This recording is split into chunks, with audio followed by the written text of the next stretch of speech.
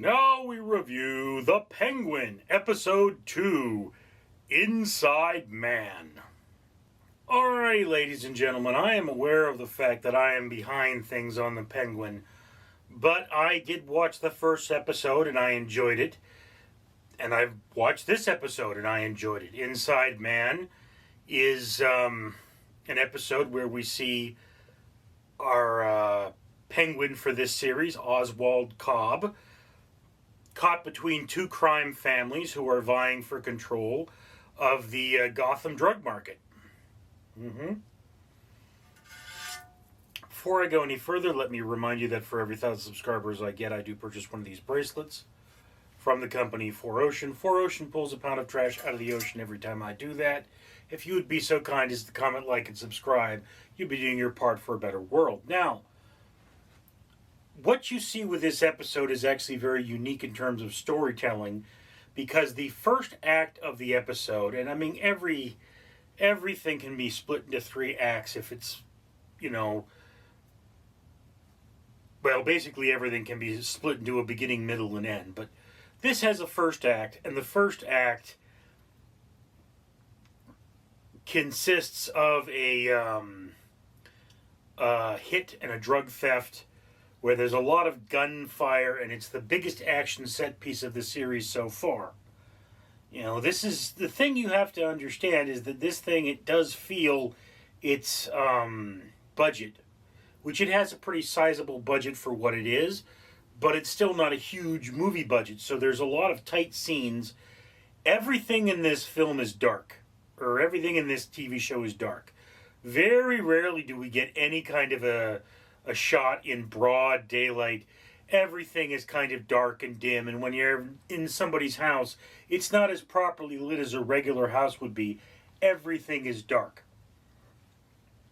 But you have Oswald Cobb, not Cobblepot, who is not English, but apparently Italian, and he is navigating his way between the two families to pit them against each other, because in the first episode he screwed up and killed the wrong person.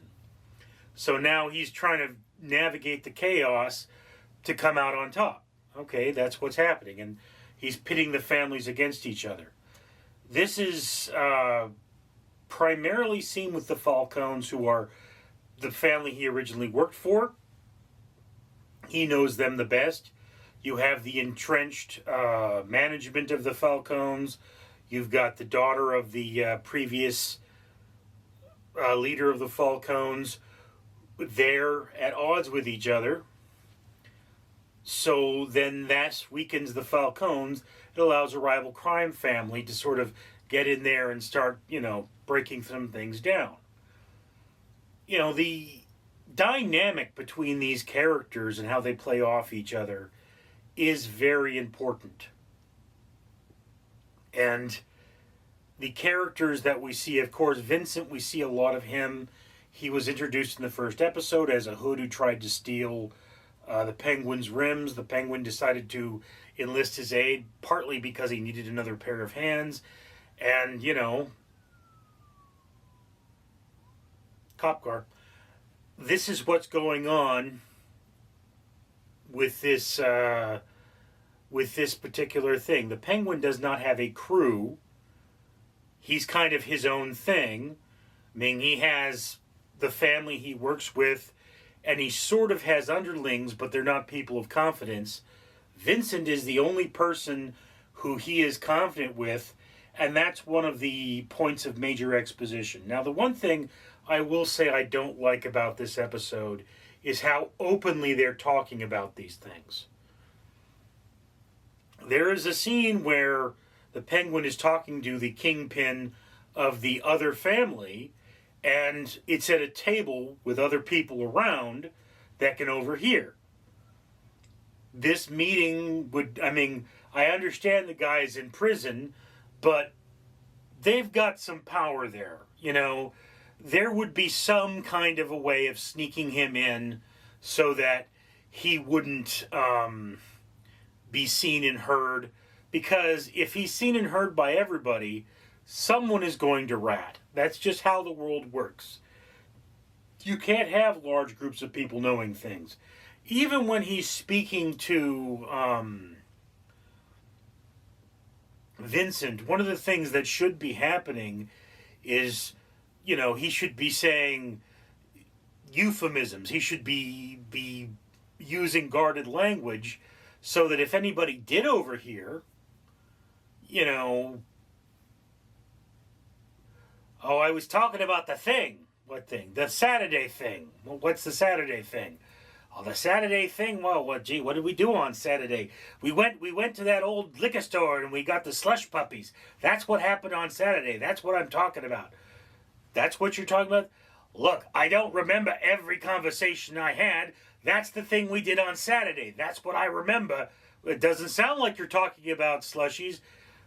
Well, I mean, hey, I don't really remember that well. You gotta forgive me for this. I mean, we were talking about slushies. That's what I remember. I don't remember what he's hearing.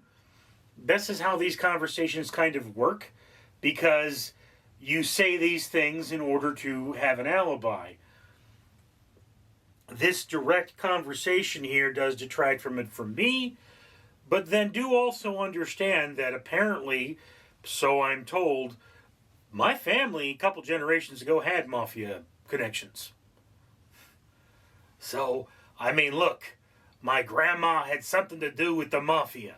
It wasn't a big thing to do. She didn't get rich off of it, but she did some things for the mafia. That's what I understand. That's what I understand. So I know a few things. I've learned some family history. And one of the things you learn with the family history is you don't talk about the things you did, because people can use that against you. You always got to be careful. You never let your guard down, because you never know who is listening. Someone is always listening. And if you got somebody you're confident with, they can make them talk.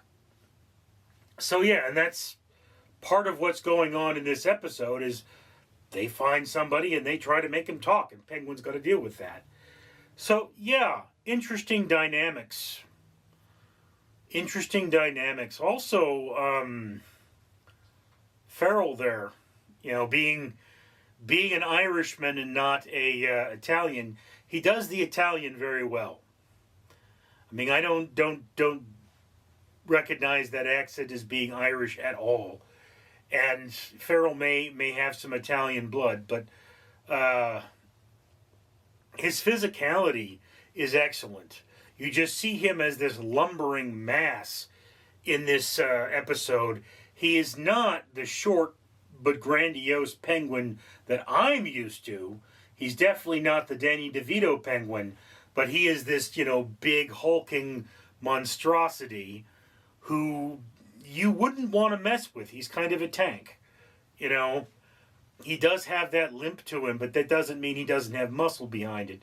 And that's kind of what it is. So yeah, I am going to say that this is probably about as good, not quite as good as the first episode. But Inside Man, you do really feel for the Penguin. You don't see him as a good guy. He's definitely an anti-hero. He's brutal. He's conniving. He's deceptive. But he's hurting evil people. That's just one of those things about him as a character, is that to make him more likable, you don't see him hurting innocent people, you see him hurting bad people.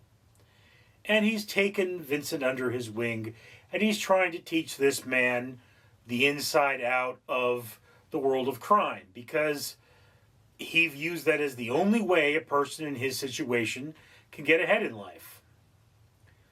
I would have to point out that the Penguin, of course, at this point, apparently owns a successful club and probably doesn't need so much to be a drug dealer, but that's only adding to the fact that, he's not a hero. He's an anti-hero or a villain.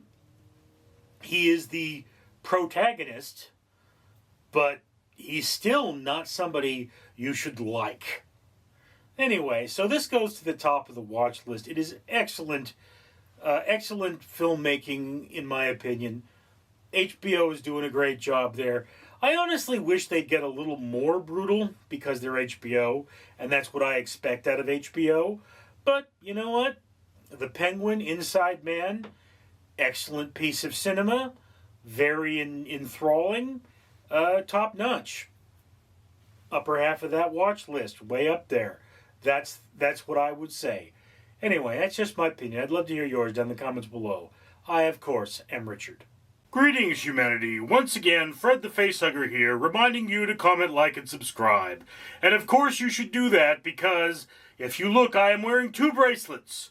These bracelets are from 4Ocean, a company that pulls a pound of trash out of the ocean every time somebody buys something from them. Well, the owner of this channel has pledged to buy 1 bracelet for every 1,000 subscribers. And it's a very, very dirty ocean that you dirtied. So, you should help him out and comment, like, and subscribe. Therefore, having him more subscribers so that he can buy more bracelets and clean that ocean. Or, yeah, I could fulfill my life cycle and hug your face. Don't you want a hug? Come over here. I want to give you a hug. I want to give you a hug right now. Yes, come over here, polluting human. Let me give you a hug.